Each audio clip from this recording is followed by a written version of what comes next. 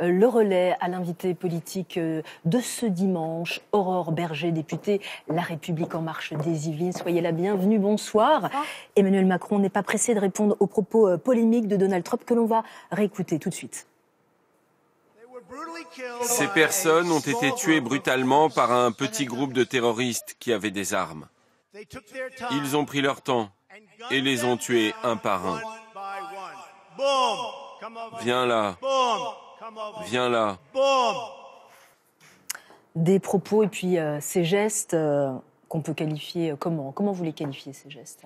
Je pense que comme tous les Français, j'ai été choquée à la fois par la teneur des propos et puis en effet par ces gestes, parce que c'est mimer le fait que des terroristes ont pris la vie de Français qui étaient réunis au Bataclan.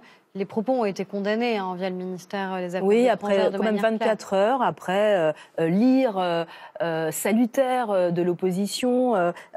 Et monsieur Macron, le président Macron, qu'attend-il ? Va-t-il critiquer ? C'est ce qu'attendent l'opposition et bon nombre de Français. Écoutez, je ne sais pas s'il y a besoin d'avoir comme ça des réponses de l'un à l'autre. C'est compliqué de critiquer son nouvel ami américain pour défendre les victimes. Vous savez, quand Emmanuel Macron a été reçu aux États-Unis, il a été reçu par Donald Trump, il a été aussi reçu par le Congrès américain, le Parlement américain, et il a dit des messages extrêmement forts. Je pense à ce qu'il a dit par exemple en matière écologique, alors qu'on sait les réserves du président américain sur les accords de Paris. Donc quand il y a besoin de dire les choses, Emmanuel Macron les dit de manière extrêmement claire.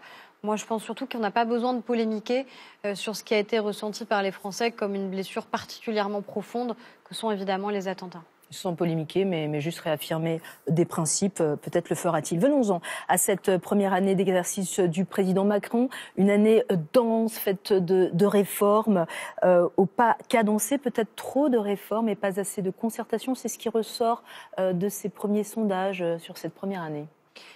Moi, c'est vrai que je vois le rythme des réformes en étant à l'Assemblée nationale, donc je vous confirme qu'on travaille, mais c'est ce qui était attendu de nous par les Français, justement. C'était pas qu'on se regarde, c'était qu'on avance et qu'on travaille. Parce qu'on sait l'ampleur, justement, des chantiers qui est devant nous, et donc on n'a pas le temps d'attendre. On n'a pas le temps d'attendre quand vous avez tant de Français qui sont aujourd'hui au chômage, alors que tout le projet, justement, pour nous, c'est de remettre les Français au travail. Et quand on parle d'émancipation, ça passe par le travail. Pas le temps d'attendre, pas le temps de discuter non plus ? Je vous assure qu'au Parlement, on discute, on débat, c'est parfois animé, mais on a ce temps évidemment démocratique du débat.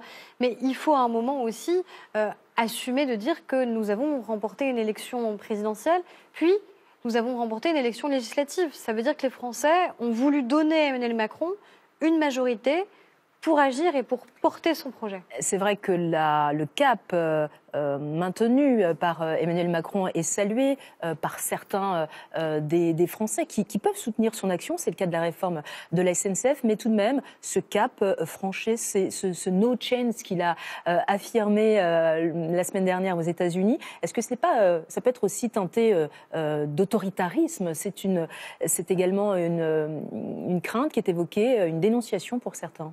Vous savez, on a connu des présidents de la République qui tranchaient pas. On a connu des présidents de la République qui, tout d'un coup, parce que l'opinion pouvait évoluer, parce qu'une manifestation arrivait, tout d'un coup, soit changeait de cap, soit on avait du mal à comprendre quel était leur cap. Là, on a un président de la République qui est dans son rôle de président de la République. Il initie la politique, qui est mise en œuvre par le gouvernement, qui est débattue et qui est votée, améliorée par le Parlement. C'est comme ça que les choses doivent s'organiser, parce que c'est ce rythme-là qui est attendu. On ne va pas changer de cap au gré des sondages. Un cap libéral affirmé, toujours prononcé. Emmanuel Macron, ce président des riches, c'est une étiquette qui commence sérieusement à lui coller à la peau. Vous savez, ce sont des critiques qui ont été conduites par les membres de l'opposition.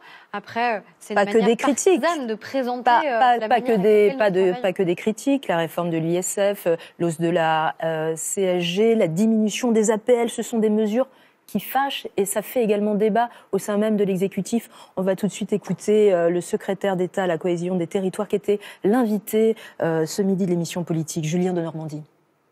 Moi, je vous prends un exemple très concret sur la politique du logement. La politique du logement, vous avez des aides qu'on appelle les aides personnalisées au logement, les APL.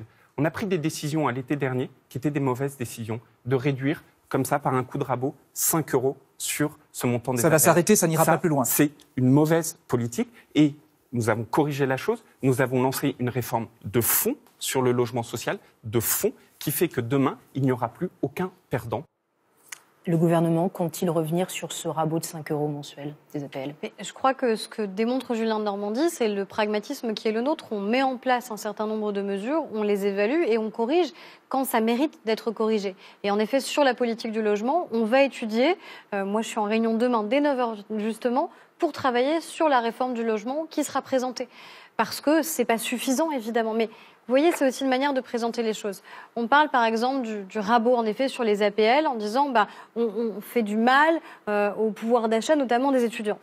Mais disons peut-être aussi qu'avec la réforme que l'on a faite de l'université, on a supprimé une cotisation obligatoire pour la mutuelle qui était de 217 € par an. Donc vous voyez, il y a une manière de présenter les choses. Pourquoi on augmente la CSG? C'est aussi parce qu'on baisse les cotisations sociales pour les Français qui travaillent. Et ça, c'est un gain de pouvoir d'achat.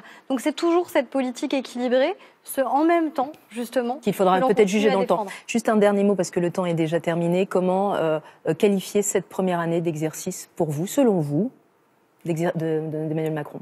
Une année dynamique, une année où on est au travail pour les Français et pour continuer à transformer ce pays. On est en train de réparer un certain nombre de choses qui méritaient de l'être, de remettre en mouvement aussi ce pays. Et on a encore quelques années pour le faire. En tout cas, on va continuer ce travail. Merci Aurore Berger d'avoir accepté notre invitation. Et sachez que France 3 diffusera demain à 20h50 un documentaire consacré à cette première année du quinquennat Macron intitulé « La fin de l'innocence », suivi d'un débat orchestré par Francis Letellier.